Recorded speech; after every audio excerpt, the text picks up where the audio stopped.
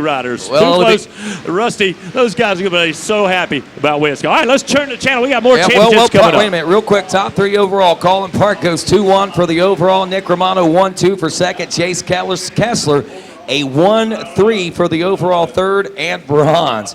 Woo! Mercy. 458 class coming on the track right now as we got the number 628 of Parker Mashburn coming in as a hot shoe in this one, taking the Moto 1 win. And back in that number 2 spot was Jarrett Fry, the number 34. Both riders having some struggles on starts in earlier 250 Pro Sport class racing, but still capturing some pretty good laps and some pretty good overalls as well. So we look back to the number 3 position now.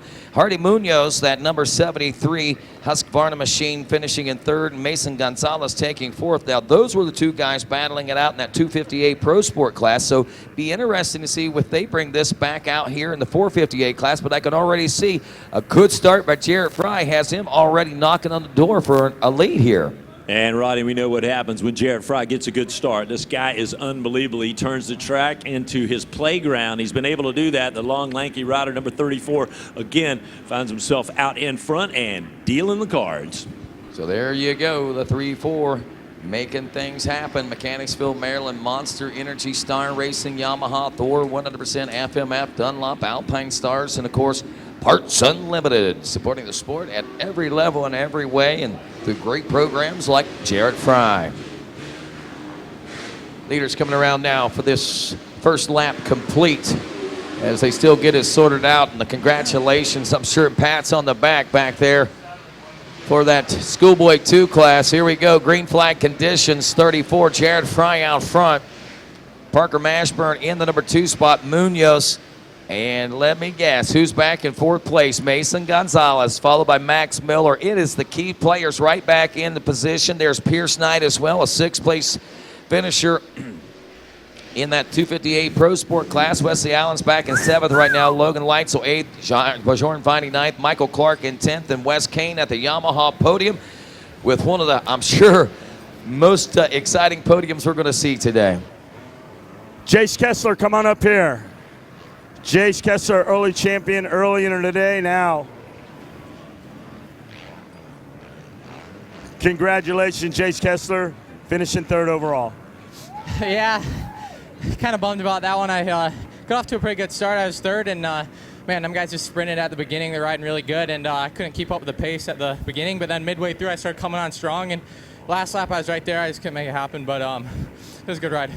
Who do you want to thank? My mom and dad, BTO Sports, O'Neill, 100%, Alpine Star, Ethica, Pod, TCD Suspension, FMF, Dunlop, Matrix Designs, everybody watching at home, thank you. Congratulations up there, job well done. Jace Kessler. Nick Romano, come on up here, bud.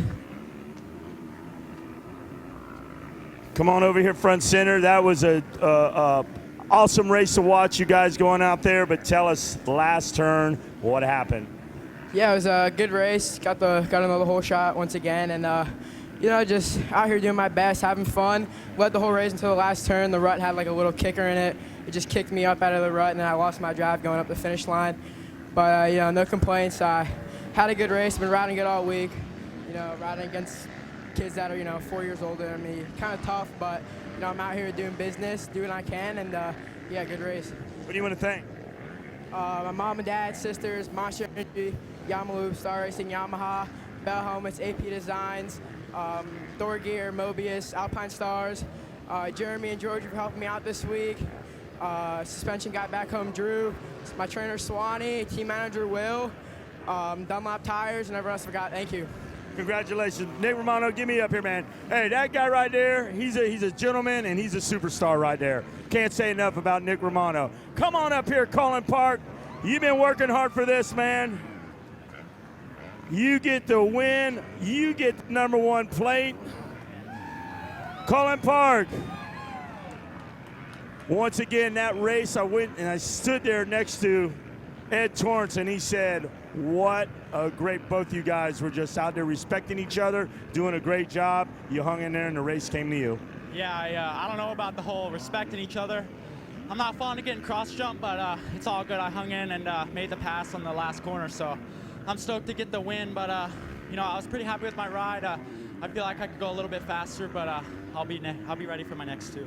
What do you want to thank? First off, the Lord Jesus Christ from my mom and dad, Wes Kane, Triangle Cycles, BTO Sports, Answer, Alpine Star, Active Ride has my suspension spot on, FMF Oakley, Arco for my paint job on my new 60 helmet, SLR, EVS, JMS for building me a mean motor, Dunlop tires were hooking up great, Robbie Renner, my mechanic Chris, Florida Solar, Twin Air, PSD Underwear, and whoever else I forgot. Thank you so much. All right, Colin Park, here it is. You get the champagne. Celebrate, Rodney. It's crazy down here. Oh, yes, it is. And crazy times and crazy good racing still to come as Jared Fry continuing to lead this one. A couple of seconds over Parker Mashburn. They're swapping positions from that first moto out there. So whoever wins between these two will take the overall. Munoz running 3 and 4. They were running identical to what we seen them finish that first moto in this 458 class. And Max Miller back at the number 5 spot. He's up from 9th in the first moto. So things are looking pretty good for him. But right now it's Fry, Mashburn, and Hardy Munoz looking at podium positions.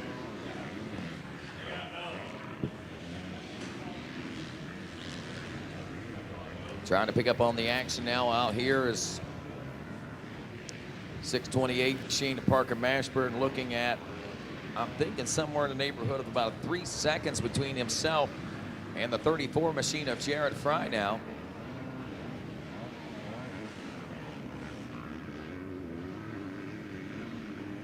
Jeff Hines, as we see this one, this is lap 4 we're working on right now. These riders kind of seeming to settle into a little bit of a pace right now. Yeah, well, A-Class, they got a ways to go. They're kind of feeling it out. They know this is going to be a good one here. Hardy Munoz with a great start up in the 3rd spot. Mace Gonzalez with a 4th place position start. And then out of Oregon, Max Miller in the top 5. Oh, that sets the stage right there. We've seen these riders really go strong all the way to the checkers. Now, as I say that, certainly training not an issue with these guys. These guys have been several training facilities throughout their early careers, and they are specimens out there. They are no doubt hammering these bikes for every bit of power they make. And as we found out, it's one slight mistake or another that could take or give you a championship. A slight cross rut, whatever the case may be, you can hand it to you or you can take it away.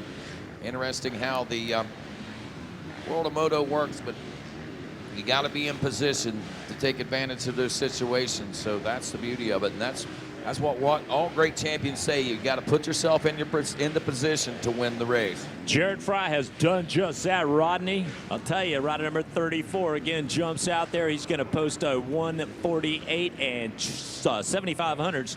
So a super fast lap in lap number 4 as he's getting comfortable out there. What's going on with Jared Fry getting a little bit out of shape there and kind of head shaking there. Well, he's pushing. I mean, he's track. turning the fastest lap. He's trying to stay out in front and get a big lead that nobody can, interfere with. And so there's no doubt about it. He's trying maybe a few new things out there. Thought he'd be settling down, maybe hitting those same marks, but he's maybe finding some sections and some new stuff he wants to try out there to continue to build on that lead. He's done a great job. There's no doubt about it. Yeah, well, here at the halfway point, that seems to be the first mistake that's been made. And Parker Mashburn, who was hanging out about 3, almost 4 seconds back, is literally able to gain a couple of seconds, it looks like there. So that little mistake was rather costly as far as time.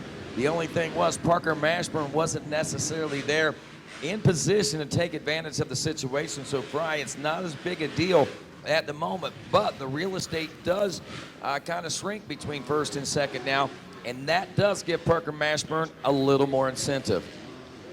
Oh, yeah, and on some of these longer straightaways, Rodney, he's going to get a look at our leader right there, and certainly that's going to amp him up. That's going to allow him to push a little harder up in front and tug on that throttle tube a little longer down them straightaways. Well, you saw it in that that Schoolboy 2 class a few moments ago. Now here in this 458 class, you can see how demanding this racetrack is really starting to become. You see those well-defined lines in and out of all these turns out here.